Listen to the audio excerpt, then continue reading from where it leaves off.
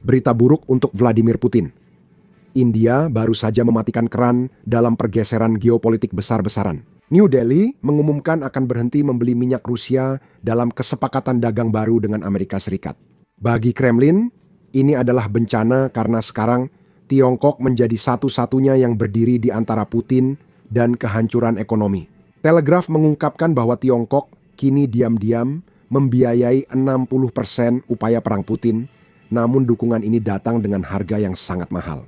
Putin mengira sedang mempermainkan Barat, tapi justru dipermainkan Beijing. Semua bermula dari cuitan Presiden Trump usai penandatanganan kesepakatan dagang Amerika Serikat-India. Trump menyatakan India sepakat berhenti membeli minyak Rusia dan mulai membeli minyak Amerika serta kemungkinan Venezuela. Menurut Trump, ini akan membantu mengakhiri perang di Ukraina. Sebagai gantinya, Amerika Serikat menurunkan tarifnya terhadap India secara drastis. Sebelum kesepakatan ini, India menghadapi tarif sekitar 50%, 25% sejak hari pembebasan, dan tambahan 25% sebagai hukuman karena membeli minyak Rusia. Setelah kesepakatan tersebut, tarif India sekarang sekitar 18%. Itu insentif yang sangat besar. India memilih akses yang lebih murah ke pasar Amerika daripada minyak mentah Rusia yang didiskon. Berikut perwakilan dagang Amerika Serikat beserta rinciannya. Tarif barang India dipotong jadi 18% dari 25% mendekati kesepakatan lebih luas yang diperkirakan tercapai Maret. Apa yang bisa Anda ceritakan tentang ini?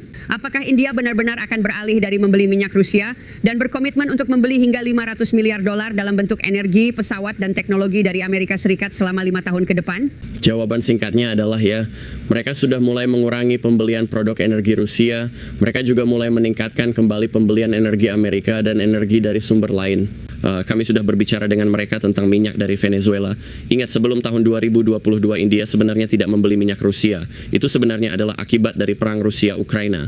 Dan minyak diskon yang bisa mereka dapatkan, ingat, mereka akan mendapatkan minyak dari Rusia, mereka akan mengolahnya, dan mereka akan menjual bensinnya ke Eropa. Benar kan? Maksud saya, Eropa dan India pada dasarnya mendanai perang Rusia di Ukraina. Tapi India benar-benar berkomitmen. Mereka sudah mulai memperluas beberapa komitmen mereka terkait pembelian. Mereka sudah menurunkan beberapa pajak layanan digital yang dikenakan pada kita. Mereka juga sedang menurunkan tarif mereka. Mungkin ini akan menjadi kesepakatan yang sangat penting dan akan berdampak selama bertahun-tahun ke depan. Ini luar biasa. Bagi Putin, ini adalah bencana. India bukan sekadar pelanggan biasa. Mereka adalah pembeli minyak terbesar kedua Rusia. Tiongkok sudah membeli semua minyak Rusia yang bisa mereka tangani. Mereka tidak memiliki kapasitas untuk menyerap apa yang dibeli India. Tidak ada pelanggan pengganti. Perusahaan minyak Rusia yang besar sudah tahu hal ini. Selama 2 minggu terakhir, mereka menawarkan diskon lebih besar ke kilang minyak India, berusaha keras agar mereka tetap membeli minyak Rusia. Namun, upaya ini gagal. Kilang minyak India sekarang beralih ke pemasok lain. Hasilnya, produksi minyak Rusia menurun. Mereka memproduksi lebih sedikit karena pembelinya semakin sedikit. Pendapatan minyak merupakan bagian besar anggaran Rusia yang digunakan Putin untuk mendanai perang di Ukraina. Anggaran itu sudah di titik terendah 5 tahun terakhir dan kini makin menyusut. Putin menyadari hal ini dan tidak menerimanya diam-diam. Sebuah cuplikan dari konferensi tingkat tinggi tahun lalu sekarang menjadi viral, semua berkat para propagandis Rusia. Dalam cuplikan ini, Putin pada dasarnya mengancam India jika pemerintah Modi tidak mau bekerja sama dengan Rusia. Rakyat India akan mencari pemimpin baru yang mau mendengarkan. Jika India berhenti membeli energi dari kami, mereka akan mengalami kerugian sekitar 9 hingga 10 miliar dolar jika mereka menolak membeli energi dari kami. Amerika Serikat. Rakyat India akan melihat keputusan apa yang diambil oleh para pemimpin politik dan tidak akan pernah menerima penghinaan dari siapapun. Dan juga saya tahu Perdana Menteri Modi, dia tidak akan pernah mengambil langkah seperti itu. Dan bukan hanya minyak, seluruh ekonomi Rusia sedang bermasalah. Surat kabar Rusia sekarang secara terbuka membahas krisis tersebut. Surat kabar di Rusia terus menulis secara luas tentang masalah ekonomi negara itu, sebuah judul utama di Moskovsky Komsomolets hari ini, mentimun, dengan harga alpukat. Pada bulan Januari, harga mentimun melonjak sebesar 42,85%, tomat sebesar 20,72%. Surat kabar pemerintah Rusia, Ashiska Gesheta, melaporkan bahwa menurut statistik resmi, dalam periode dari awal tahun 2026 hingga 2 Februari, harga konsumen naik sebesar 2,11%, salah satu angka tertinggi dalam beberapa tahun terakhir. Kenaikan harga masuk ke dalam bagian lelucon di Komsomolskaya Pravda agar tidak mengejutkan pelanggan. Label harga untuk mobil baru akan mencantumkan harga 100 gram dari mobil tersebut. Nizafis Mogajeta melaporkan bahwa kesenjangan antara pensiun dan upah di Rusia semakin melebar. Rata-rata pensiun di Rusia menurun dengan cepat dibandingkan dengan rata-rata gaji yang menjadi dasar iuran ke dana asuransi sosial. Pensiun di Rusia turun di bawah 24% dari pendapatan rata-rata. Selain itu, menurut Layanan Statistik Federal, dalam 9 bulan di tahun 2025 total kerugian perusahaan Rusia meningkat sebesar 25% dan mencapai 6,52 triliun rubel. Selama periode ini, 18.400 organisasi mengalami kerugian, yang mana jumlah ini 11% lebih banyak dibandingkan tahun sebelumnya. Tunggakan upah perusahaan juga meningkat tajam. Pada akhir bulan Desember, tunggakan upah di negara ini meningkat menjadi 2,02 miliar rubel, yang berarti 14,5% lebih banyak dibandingkan 2,3 kali lebih banyak dibandingkan Desember 2024. Jika media pro pemerintah mulai mengakui masalah, berarti situasinya memang serius. Lalu, siapa yang membuat Rusia tetap bertahan? Yah, Anda mungkin sudah tahu jawabannya, negara itu adalah Tiongkok. Mereka menuntut harga yang mahal untuk memberikan bantuan ini. Menurut The Telegraph, Tiongkok ini diam-diam mendanai perang Putin untuk mendapatkan pengaruh atas Barat. Jalur pasokan Tiongkok langsung memasok ke pabrik drone Rusia, dan menurut analisis sumber terbuka, 60% upaya perang Rusia didanai langsung oleh Beijing. Rusia hanya bisa mempertahankan perang ini karena Tiongkok yang membayarnya, menurut pejabat intelijen Inggris. Tujuan Tiongkok sudah jelas.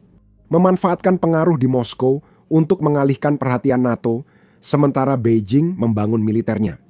Rusia mengira mereka punya sekutu. Kenyataannya, mereka punya kreditur yang menagih bunga dengan cara-cara yang tidak pernah diperkirakan oleh Putin. Inilah yang Rusia berikan ke Tiongkok sebagai imbalan bantuan, bukan sekadar uang yang mengalir satu arah. Bocoran dokumen dari industri militer Rusia menunjukkan peningkatan besar dalam kerjasama militer.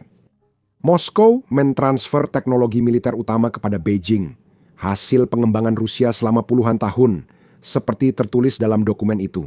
Helikopter serang Rusia akan mengirimkan 48 helikopter serang, 48 ke Tiongkok dalam 2 tahun ke depan. Ini salah satu pesawat tempur tercanggih Rusia, helikopter yang juga digunakan di Ukraina. Namun, bukan hanya senjata saja. Rusia juga memindahkan teknologi produksinya. Sebuah kontrak yang ditandatangani pada tahun 2017 antara entitas pertahanan Rusia dan korporasi Norinco Tiongkok melibatkan transfer teknologi untuk memproduksi komponen penting propelan berbentuk bola untuk pembuatan amunisi. Kesepakatan itu tertunda bertahun-tahun karena Tiongkok belum membayar sesuai janji. Namun kemudian, secara tiba-tiba pada musim panas tahun 2024 proyek tersebut dihidupkan kembali, masalah pembayaran diselesaikan, dan pelaksanaan dimulai segera. Berikut bagian yang paling mengkhawatirkan. Rusia sekarang melatih para spesialis Tiongkok di fasilitas militer terbatas. Pada bulan Juni 2025, para insinyur Tiongkok menyelesaikan pelatihan produksi penuh di pabrik Perm Powder milik Rusia. Mereka mempelajari seluruh proses manufakturnya, persiapan bahan baku, penakaran komponen, pembentukan kimia, dan pengendalian kualitas. Rusia tidak hanya menjual senjata, mereka juga mengajarkan Tiongkok cara membuatnya secara mandiri.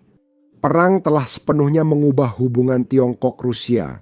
Moskow sekarang telah menjadi mitra junior, bergantung pada pasar Beijing, uang Beijing, dan dukungan politik Beijing.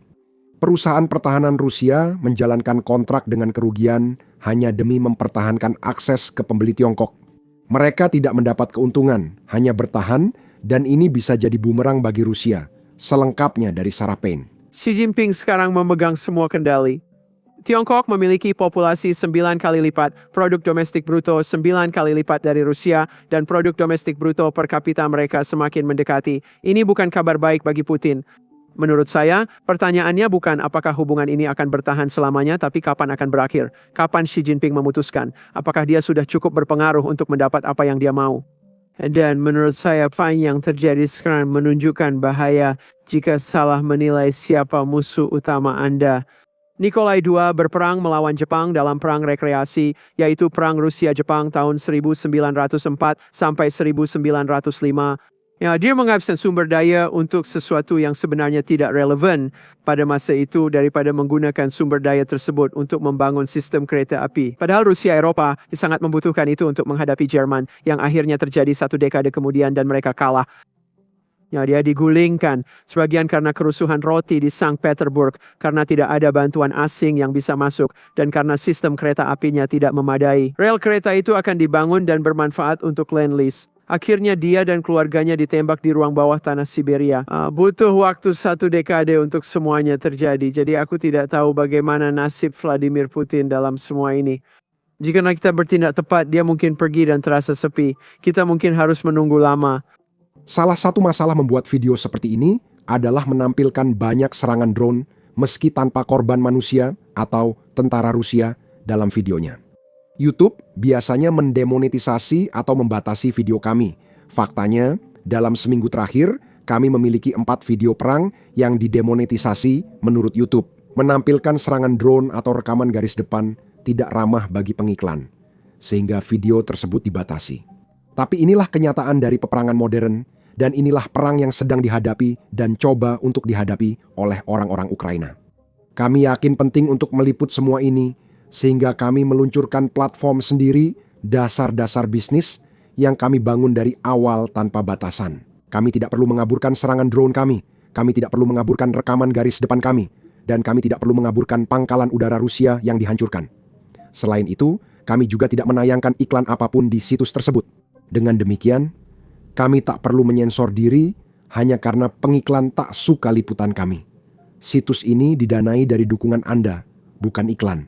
Jika Anda tertarik liputan seperti ini dan ingin menonton video tanpa sensor serta konten bonus yang tak bisa kami unggah di YouTube, pastikan bergabung di basicsinsider.com. Anda juga dapat klik tautan di deskripsi atau pindai kode QR di layar. Dengan bergabung, Anda bisa menonton semua konten yang sudah kami unggah dan semua video yang akan kami unggah di masa depan. Selain itu, Anda juga akan mendukung liputan kami dan mendukung channel kami, jadi terima kasih banyak. Nama saya Sam dan sampai jumpa di video berikutnya.